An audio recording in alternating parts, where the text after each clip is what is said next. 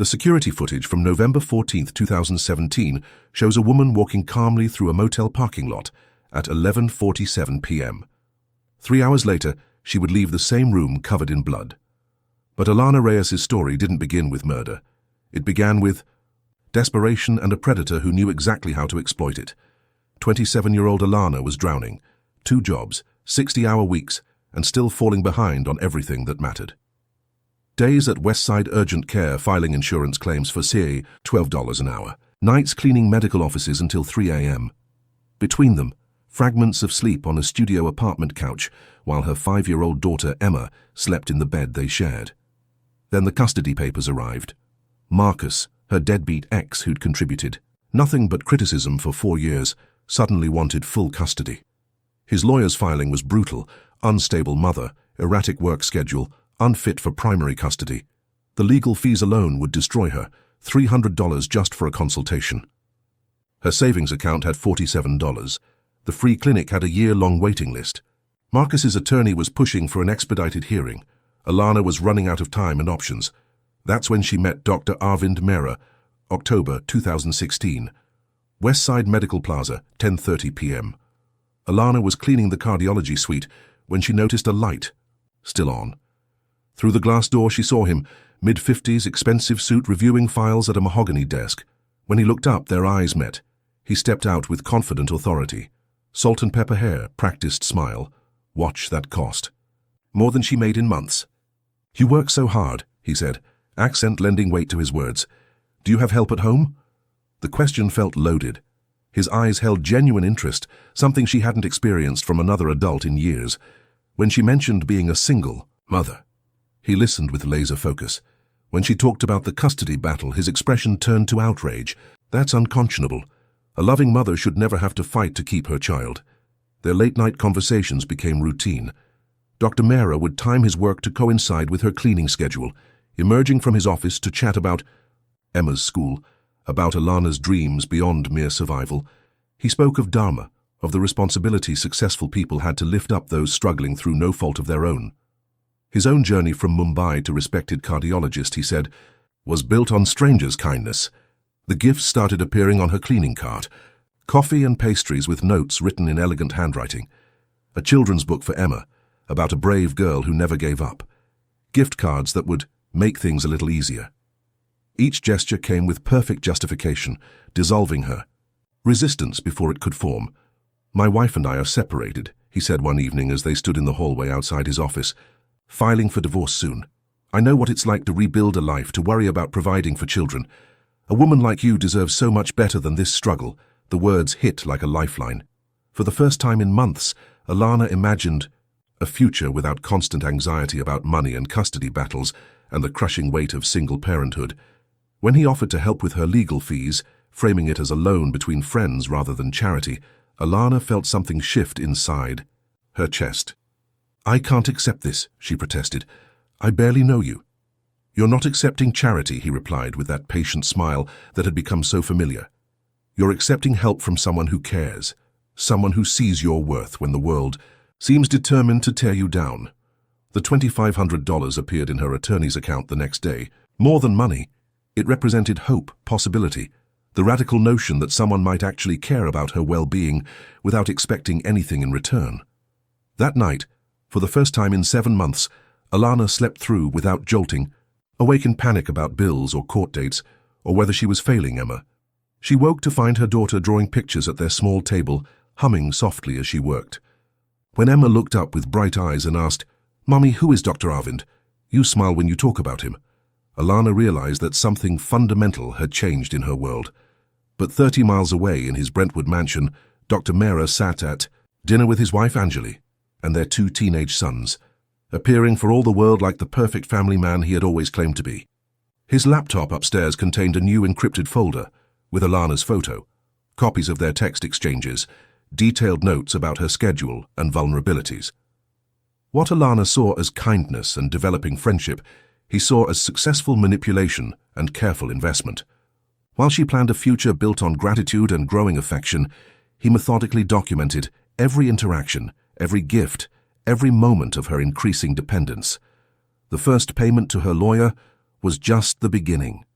Soon there would be apartment upgrades justified by Emma's safety, medical bills covered by his concern for the child's welfare, clothes appearing with subtle notes about appropriateness. Each gift would come with invisible strings, each kindness with unspoken expectations that would gradually transform salvation into a prison with golden bars. But that night in October 2016, as Alana held her sleeping daughter and felt hope blooming in her chest for the first time in months, she had no idea the trap was already closing around her. The predator had chosen his prey, studied her weaknesses, and begun his careful construction of a web she wouldn't recognize until it was far too late to escape. Dr. Arvind Mehra was a master of compartmentalization. At 7 p.m. on a Tuesday evening in November 2016, he sat at his dining room table in Brentwood, discussing college applications with his 18-year-old son, Rohan, while his wife Anjali reviewed immigration cases on her laptop. Their younger son Dev was complaining about his calculus teacher, and Anjali was multitasking between family conversation and legal briefs with the efficiency of a woman who had built her own successful practice. From nothing. To any observer, the Mehras represented the American dream perfected. Anjali, brilliant and driven, had immigrated from Delhi 25 years ago and built one of Los Angeles' most respected immigration law firms. Their sons were honor students headed to Ivy League schools. The house itself was a testament to their success: Spanish colonial architecture, original hardwood floors, a kitchen that belonged in Architectural Digest. Under the table, Dr. Mehra's phone buzzed with a text from Alana. He glanced down discreetly while Anjali explained a complicated asylum case to Dev. The message was simple. "Thank you again for everything. Emma keeps asking when she'll meet you properly." He typed back quickly. "Soon, beautiful, very soon." By December, the relationship had evolved beyond late-night conversations and thoughtful gifts. The first physical encounter happened at a modest motel in Inglewood, chosen specifically because it was the kind of place where discretion was built into the business model. Alana arrived nervous, uncertain, still believing this was the beginning of something real and lasting. For weeks afterward, she moved through her days with a lightness she hadn't felt since before her marriage fell apart. Dr. Mehra made her feel desired, important, worthy of attention from someone successful and sophisticated. But his approach was calculated psychology. Days of intense attention would be followed by sudden absences, creating an addiction to his approval that kept Alana constantly off balance. When he was present, she felt like the center of the universe. When he disappeared for days without explanation, she questioned everything about herself. The custody battle escalated just before Christmas, when Marcus filed an emergency motion citing unstable living conditions and inappropriate relationships affecting the child's welfare. Someone had told him about Dr. Mehra, though Alana couldn't figure out who. When she called Dr. Mehra in tears, his response was immediate and reassuring. "Don't worry," he said, his voice carrying that familiar authority that made everything seem manageable. "I'll take care of everything, trust me." The financial support began flowing more freely. $5,000 to her attorney for the emergency hearing, a security deposit on a 2-bedroom apartment in a better neighborhood, because Emma deserves to feel safe, private pediatric care because your daughter deserves the best and I want to make sure she's healthy. Each payment came with the same explanation. Your family now. Family takes care of family. Within 3 months, Alana's entire lifestyle had been upgraded to a level she could never afford on her own. The new apartment alone cost twice her monthly income. Emma's private doctor visits, the organic groceries that now filled their refrigerator, the clothes that appeared in bags with expensive store labels, all of it created a standard of living that was entirely dependent on Dr. Mehra's continued generosity. Alana's friend Maria from her old building noticed the changes when they met for coffee in February. "This seems too good to be true," she said, stirring sugar into her latte while studying Alana's new designer purse. "Rich, married men don't leave their wives, honey. They just don't." But Alana dismissed the warning. Dr. Mehra was different. He was filing for divorce. He talked about their future together, about giving Emma the father figure she deserved, about building something real and lasting. The first crack in that fantasy appeared when Marcus's lawyer filed new court documents in March. A private investigator had documented the affair with photographs, credit card receipts, even recordings of phone conversations. The motion painted Alana as an unstable woman, carrying on an inappropriate relationship that was affecting her child's welfare. When Alana showed Dr. Mehra the court filing, his reaction wasn't supportive concern, it was cold anger. "You were supposed to be discreet," he said, his voice carrying a sharp edge she'd never heard before. "This kind of exposure could ruin everything." "Maybe we need to cool things down until your case is resolved," he added, and Alana felt the ground shift beneath her feet. The control mechanisms that followed were subtle but comprehensive. A tracking app appeared on her phone, supposedly for safety reasons given her ex-husband's aggressive legal tactics. Dr. Mehra began reviewing her expenses, ostensibly to help her budget better, but actually to monitor every aspect of her spending. He discouraged her friendships with other mothers from Emma's school, explaining that gossip could hurt her custody case. "Your ex is trying to paint you as unstable," he would say, whenever she questioned his increasingly restrictive suggestions. "We need to be careful about appearances. If you really love your daughter, you'll do what I say." By fall 2017, Alana realized she was living in a beautiful cage. Her final custody hearing was scheduled for December 15th, but Dr. Mehra's behavior had become erratic. Calls went unreturned for days. Promised dinner dates were cancelled last minute. The financial support that had become essential to her survival began arriving late or in smaller amounts. "Are you leaving me?" she asked during one of their increasingly rare phone conversations. "What about your promise to testify on my behalf?" "Things are complicated right now," he replied, his voice distant in a way that made her stomach clench. "Anjali is suspicious. I need time to handle this properly." The final revelation came on a cold November evening when Alana followed his BMW from the medical plaza to his Brentwood home.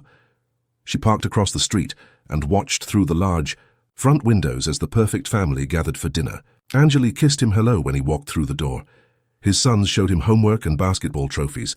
There was no tension, no signs of marital discord, no indication that divorce papers had ever been filed. Everything had been a lie.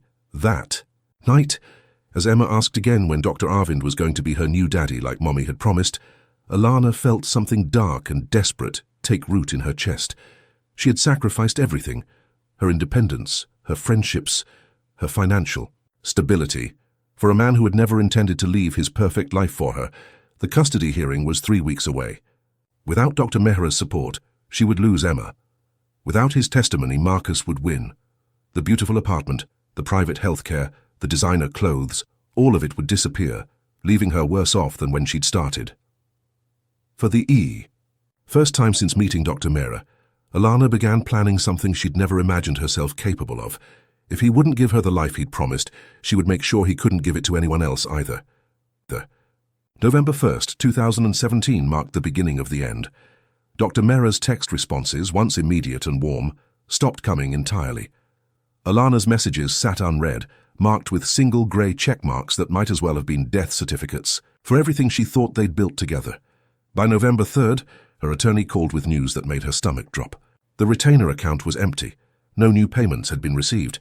Without immediate funds, the firm would have to withdraw from her case just 2 weeks before the final custody hearing. Alana sat in her car outside Emma's school, gripping the phone while other mothers chatted happily about holiday plans she could no longer afford to make. The landlord's notice appeared on her door November 5th. Rent assistance had stopped. 3 months behind meant eviction proceedings would begin immediately. The private pediatrician's office called November 7th with the same message delivered in professionally neutral tones. Emma's account was suspended for non-payment. The pattern was unmistakable. Everything Dr. Mehra had provided was systematically disappearing, leaving Alana worse off than before she'd met him. The text messages began as desperate pleas. 50, 60, sometimes 70 messages per day explaining her situation, begging for explanation, promising anything if he would just respond. When texts failed, she moved to voicemails at his office, his home, the hospital where he had privileges. Her voice grew increasingly frantic with each unanswered call, the professional composure she'd maintained for months cracking into something raw and needy. Handwritten letters came next, delivered to his office by courier services she couldn't afford.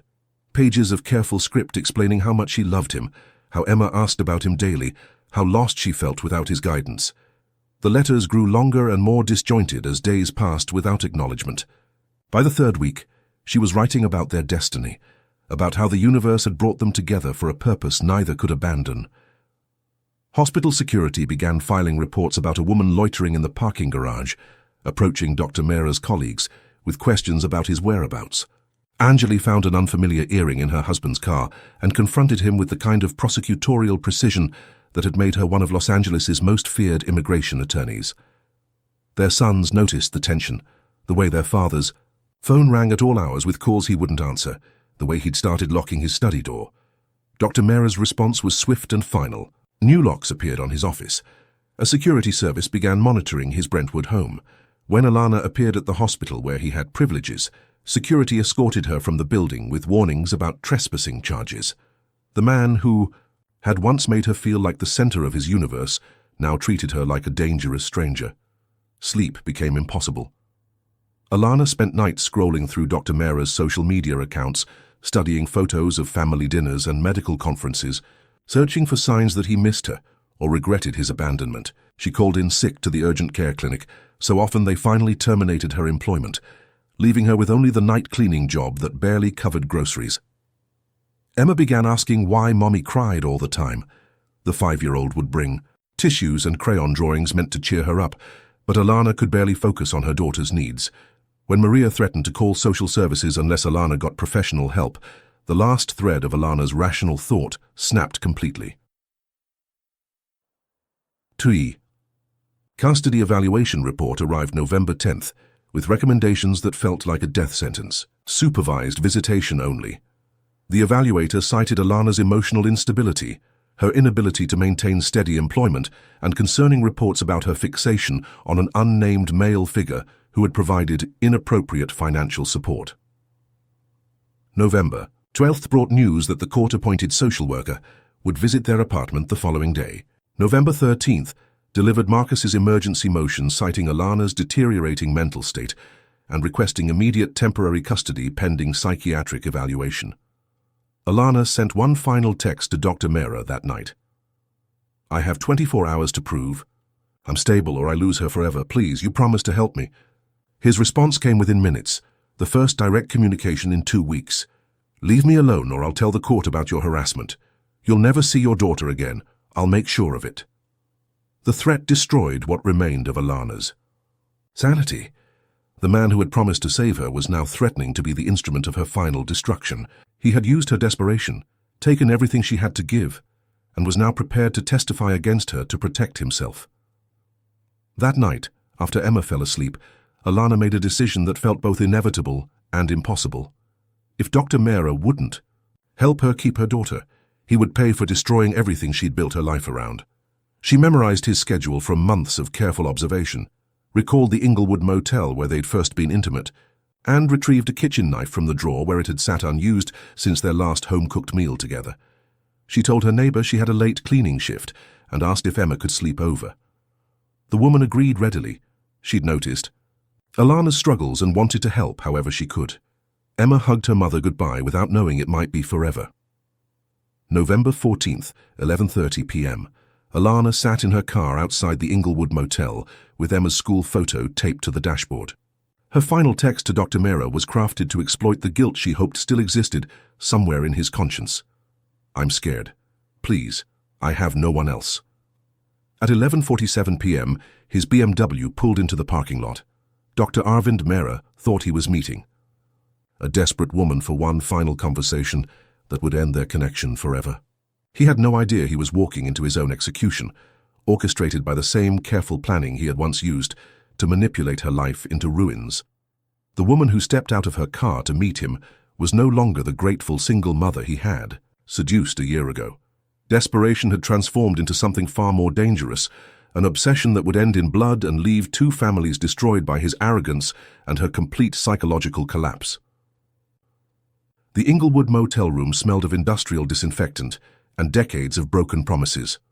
Room 237 had witnessed countless desperate meetings, but nothing like what would unfold when Dr. Arvind Mera walked through the door where Alana waited, knife hidden in her purse.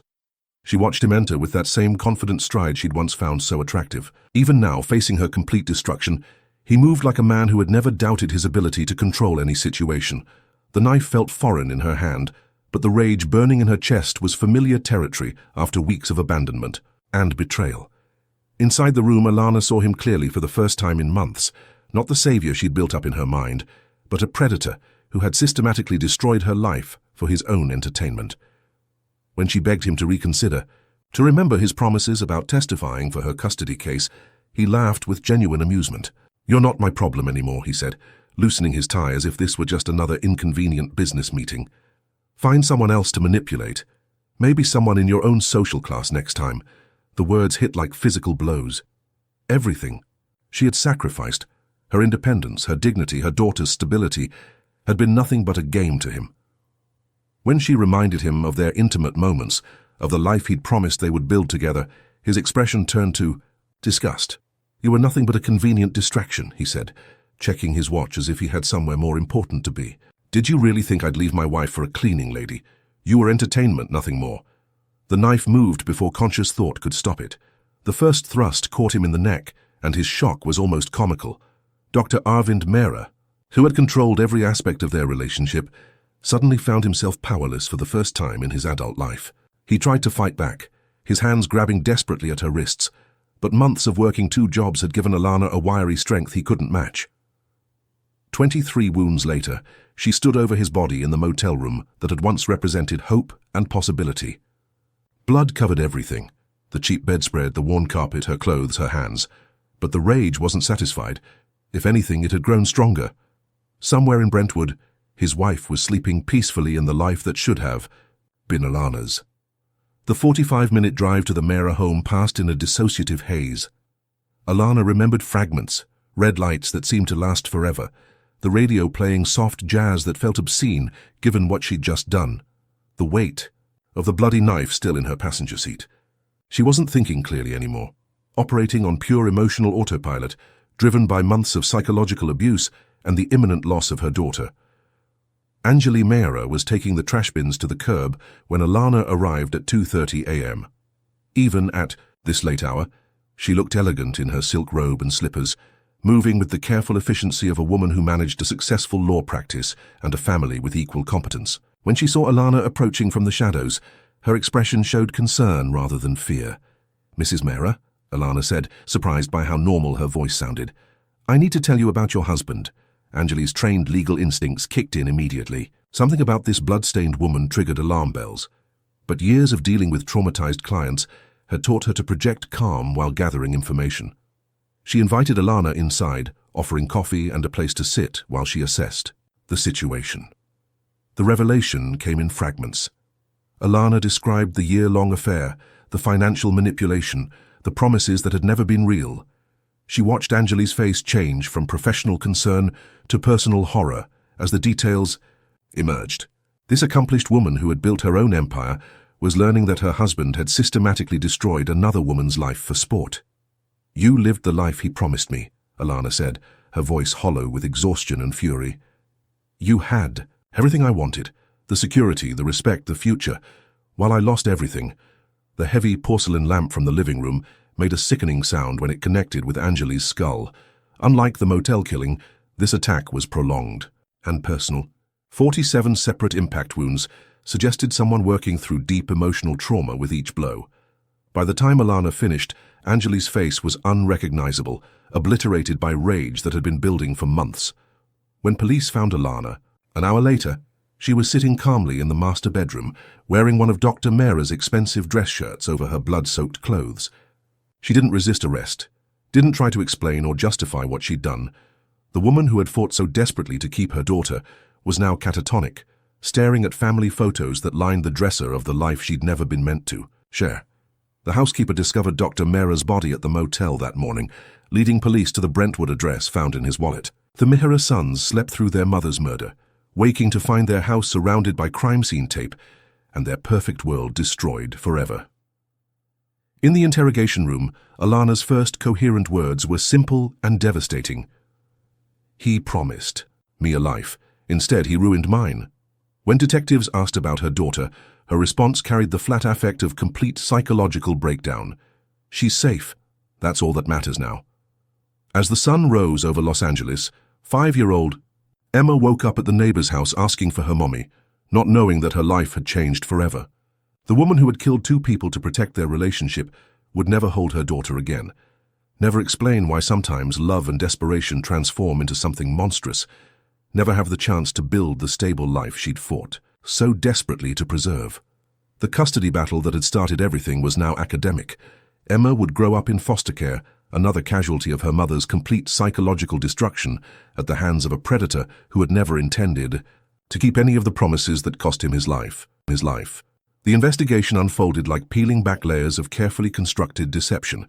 2 crime scenes, 48 hours of digital forensics, and a paper trail that painted a devastating picture of systematic manipulation. Detective Sarah Martinez had worked homicide for 15 years, but the text messages between Dr. Mejera and Alana Reyes revealed something she'd never seen before, the real-time documentation of a woman's complete psychological destruction. The financial records told their own story. Every transfer to Alana's accounts corresponded with increased dependency and isolation. Bank statements showed how Dr. Mejera had created a lifestyle she couldn't maintain without him, then systematically withdrawn support as her custody hearing approached. The pattern was so calculated, it read like a predator's manual. When news of the murders broke, the hospital where Dr. Mejera held privileges launched an immediate investigation. Within days, 3 other women came forward with eerily similar stories.